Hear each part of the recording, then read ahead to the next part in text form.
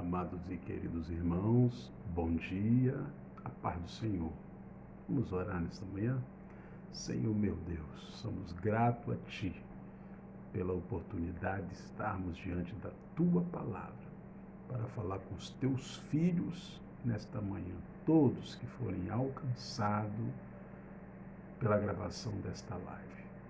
Fica conosco, nos ajuda em tudo, em nome de Jesus. Meus prezados irmãos, diletos e queridos ouvintes, quero vos trazer uma palavra que Deus colocou no meu coração, é muito profundo isso aqui, é muito importante que você reflita matinalmente, em breves palavras que eu quero lhe informar, sobre o silêncio de Deus. O que pode significar para você? Escute, eu quero ler aqui o Salmo, olha bem, Salmo 13, versículo 3. Atenta para mim, responde-me, Senhor, Deus meu, ilumina-me os olhos, para que eu não durma o sono da morte. Palavras do salmista Davi. O silêncio de Deus. O que isso pode significar para você? Olhe bem isso aqui primeiro sobre o Salmo 13, início do Salmo 13. No texto de hoje, olhe bem, nós encontramos as palavras de uma pessoa que estava passando por um momento muito difícil, Davi. Essa pessoa, Davi, como bem nos mostra o título da palavra de Deus, em hebraico, o Salmo 13, era o rei Davi. Suas palavras são palavras de profundo lamento, de angústia, de tristeza. Davi, veja bem, estava muito angustiado, muito triste. A sensação que ele tinha em seu coração era que Deus havia se esquecido dele. Então ele escreveu esse salmo para lamentar a sua situação diante do Senhor. É verdade que este salmo, queridos, 13, escrito por Davi, em virtude de alguma situação específica que aconteceu em sua vida. Porém, os sentimentos demonstrados por ele, esse salmo também, aqui para que você entenda, são experimentados por outros filhos de Deus. Quer dizer, alguém que está triste, porque parece que Deus se ocultou, parece que Deus se calou, e usa desse salmo. É o que nós estamos fazendo agora. Esse salmo começa com palavras de angústia, mas no final ele termina com palavras de confiança no Senhor em Deus. Portanto, esse salmo nos ensina que os filhos de Deus, preste bem atenção, devem confiar no Senhor diante de qualquer dificuldade, diante de qualquer adversidade, ainda que você ache que Deus se calou ou se cala ou está calado com você. Olha bem nesse salmo, observe com atenção. Eu só vou falar da primeira parte, do versículo 1 até o 4, não vou falar de todo o salmo, porque o tempo aqui é escasso, mas vai dar para nós darmos o recado, que Deus colocou no nosso coração nessa manhã. A angústia do salmista, do primeiro versículo até o 4. Quando lemos esse salmo, nós ficamos com a seguinte pergunta na nossa cabeça. Preste bem atenção. O que estava acontecendo na vida de Davi? É uma curiosidade quando você começa a ler esse salmo. Para que ele escrevesse essa oração tão angustiante, o intenso sofrimento de Davi fica claro para nós quando constatamos que ele disse 4 vezes a expressão: até quando, Senhor? Até quando, Senhor? Isso demonstra que, de fato, ele estava atribulado. Imagine só que coisa terrível. Ele fala até de um inimigo prevalecendo contra ele. Os comentaristas bíblicos, aqui eu já leio para você, narra que eles não têm certeza absoluta do que Davi estava falando de um inimigo, se era um inimigo literal ou se ele estava falando de um inimigo no sentido figurado. Olha bem, se fosse um inimigo literal, então ele provavelmente estaria se referindo a algum oponente estrangeiro que vivia em derredor de Israel quando ele era rei. Ou talvez esse inimigo fosse alguém do seu próprio povo, do seu próprio convívio. Quem sabe ele, né? Quem sabe? Olha bem, ele estaria falando do seu próprio filho Absalão, pois a Bíblia nos conta que Absalão promoveu uma revolta para tomar a cadeira, para tomar o reinado de Davi.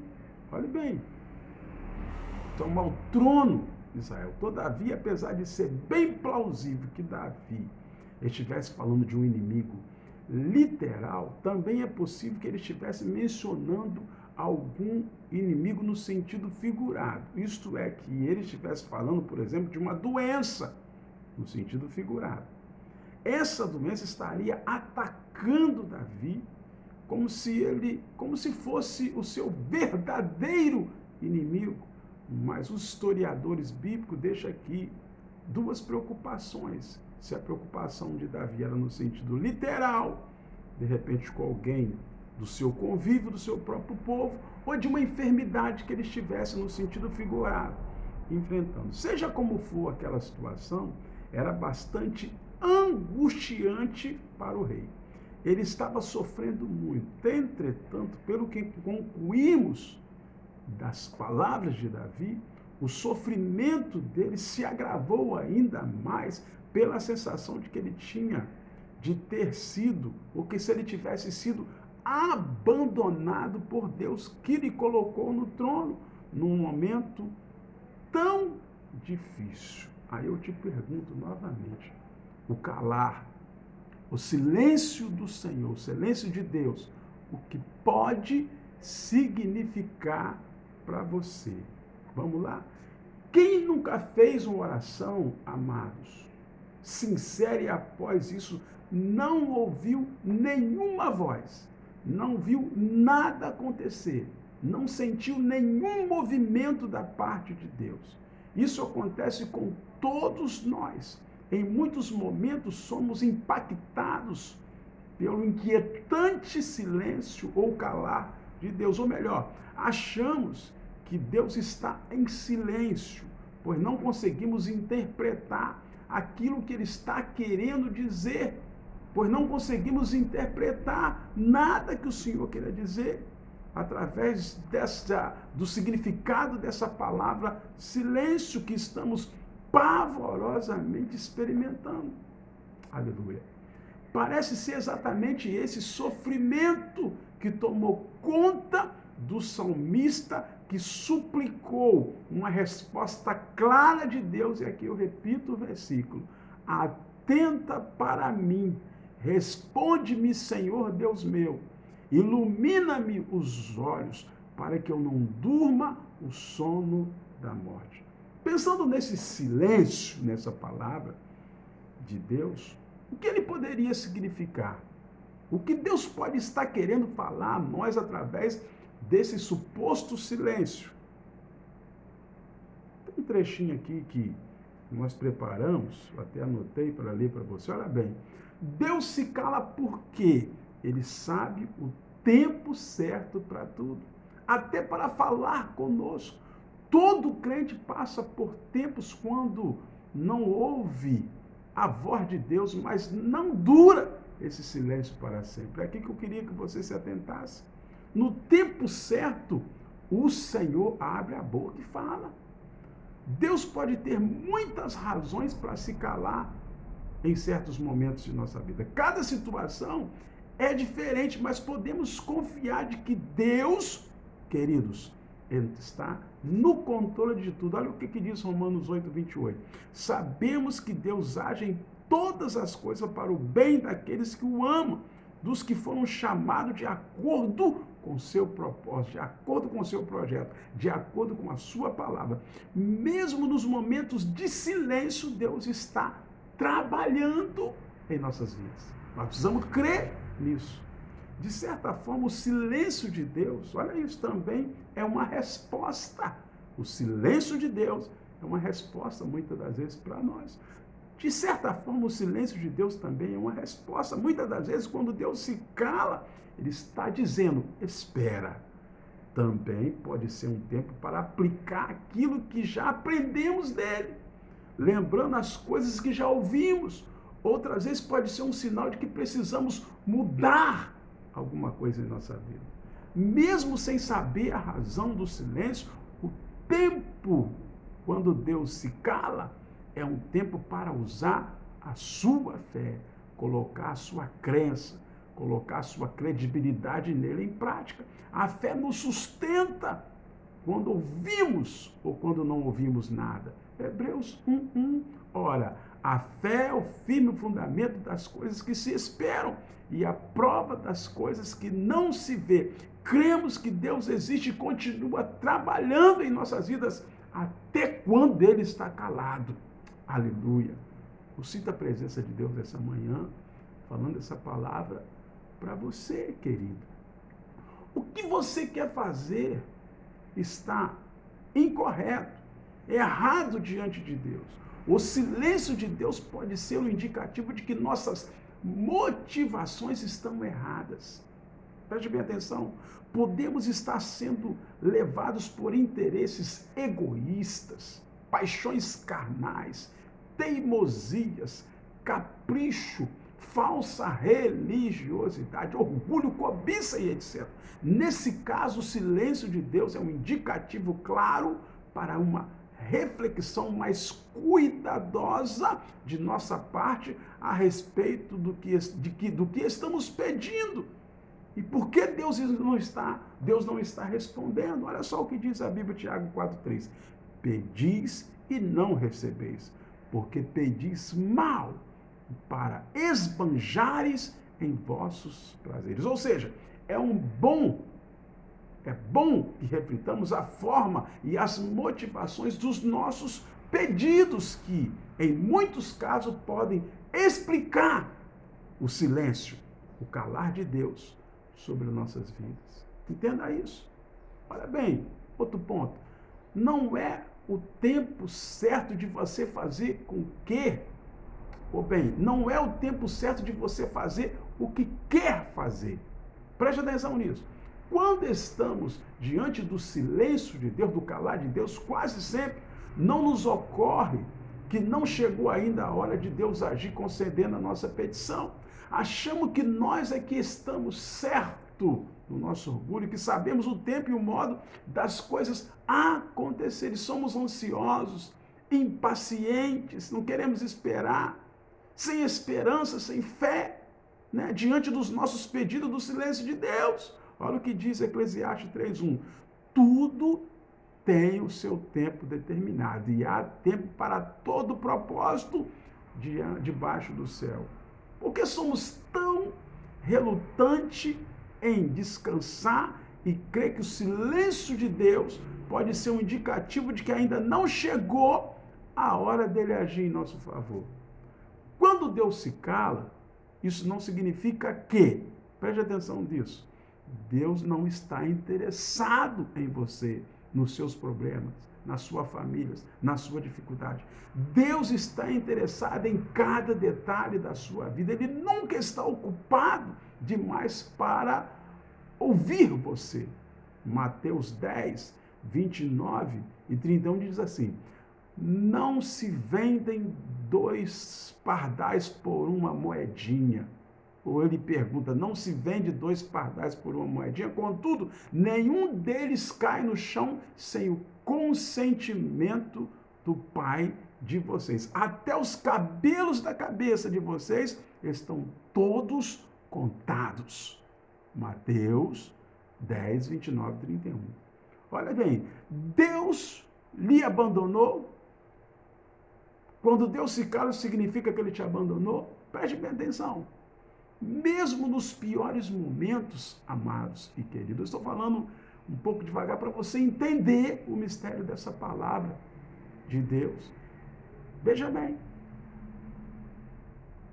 mesmo nos piores momentos, Deus nunca lhe vai abandonar. Olha o que diz o Salmo 139, versos 7 e 8. Olha bem. Para onde poderei eu escapar do teu espírito? Aleluia. Para onde poderia fugir da tua presença? Se eu subir ao céu, lá está. Se eu fizer a minha cama na sepultura, também lá o Senhor está. Olha o que diz ainda.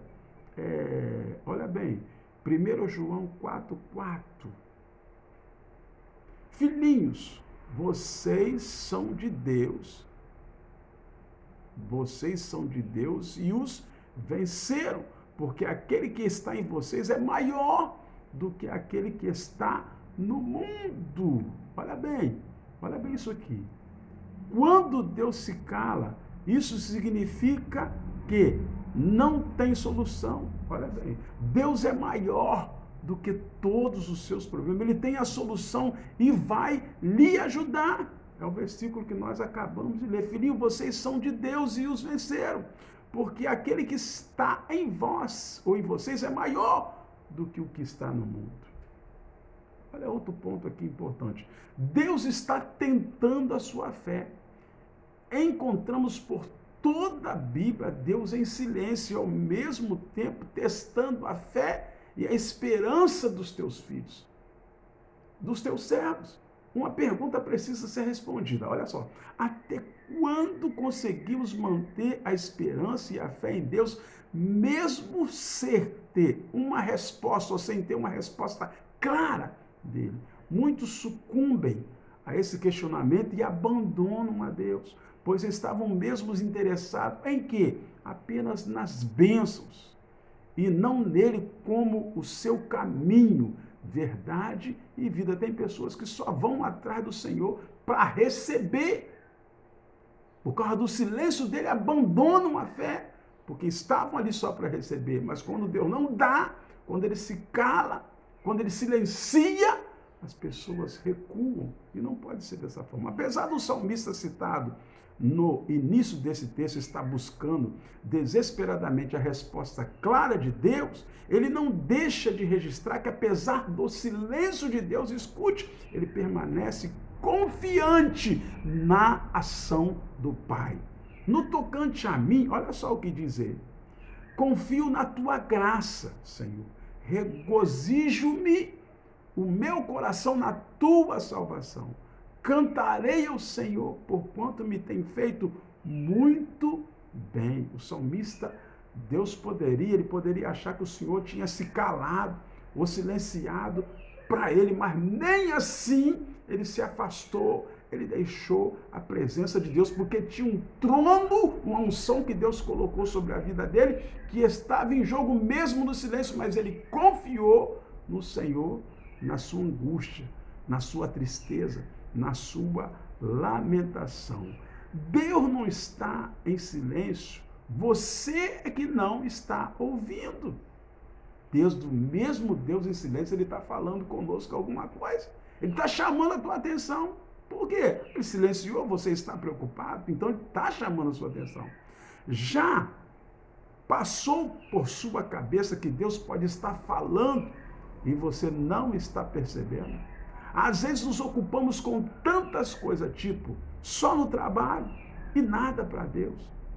Pecamos tanto que esquecemos de Deus e achamos que ele está em silêncio. Pois é, isso normalmente acontece na vida das pessoas que não têm uma intimidade bem fundamentada, aprofundada com Deus. Eles não convivem de verdade na presença do Pai.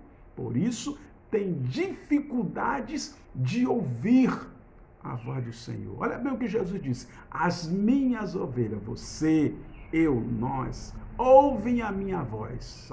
João 10, 27. Para reconhecer mais nitidamente a voz do pastor é preciso ter intimidade com ele. O salmista explica isso muito bem quando diz que a intimidade do Senhor é para os que o temem. Veja bem, os quais ele dará a conhecer a sua aliança. Aliança é união, aliança é comunhão, aliança é intimidade. Talvez o silêncio de Deus seja, na verdade, uma surdez que você está vivendo. Ele está falando, mas você insiste em não escutar. Deus fala e você não escuta. E quem não escuta não pratica. Não confunda isso com uma surdez eterna, mas podemos não estar querendo neste momento ouvir e escutar a voz de Deus. Alguma coisa, alguma barreira está lhe atrapalhando. E você já experimentou o silêncio de Deus?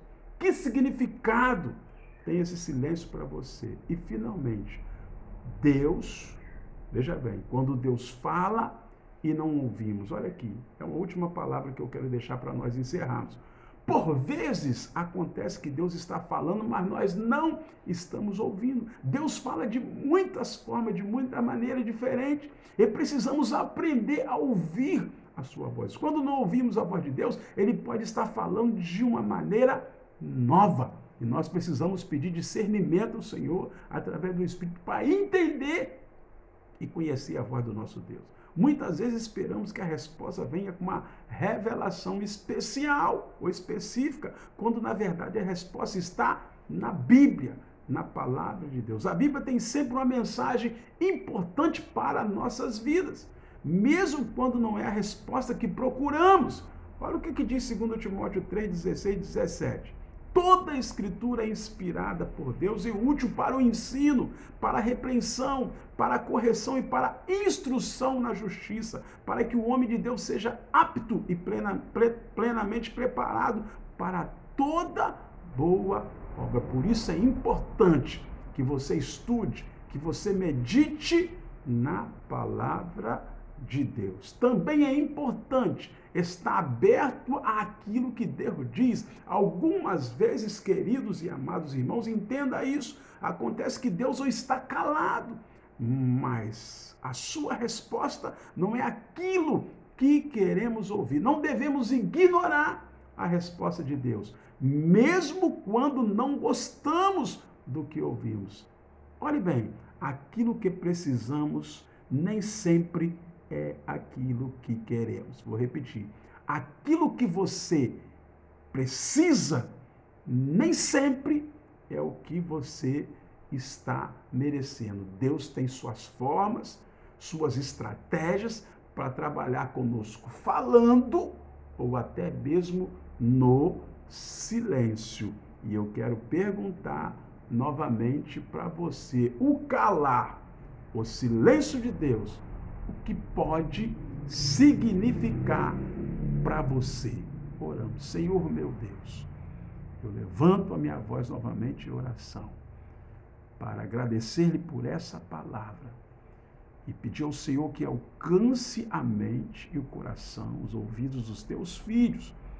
Pai, eu te peço uma bênção especial de cura para aquelas pessoas que estão no enfrentamento desta pandemia, desta crise. Senhor, a minha irmã Regina está lá internada naquele hospital, o meu cunhado Leimar está lá, Senhor, testou o Covid, mas nós confiamos no Senhor e aqueles que ainda serão testados, que o Senhor possa esclarecer, que o Senhor possa, mesmo se tiver em silêncio conosco, mas nós entendemos que o Senhor também fala através do seu silêncio.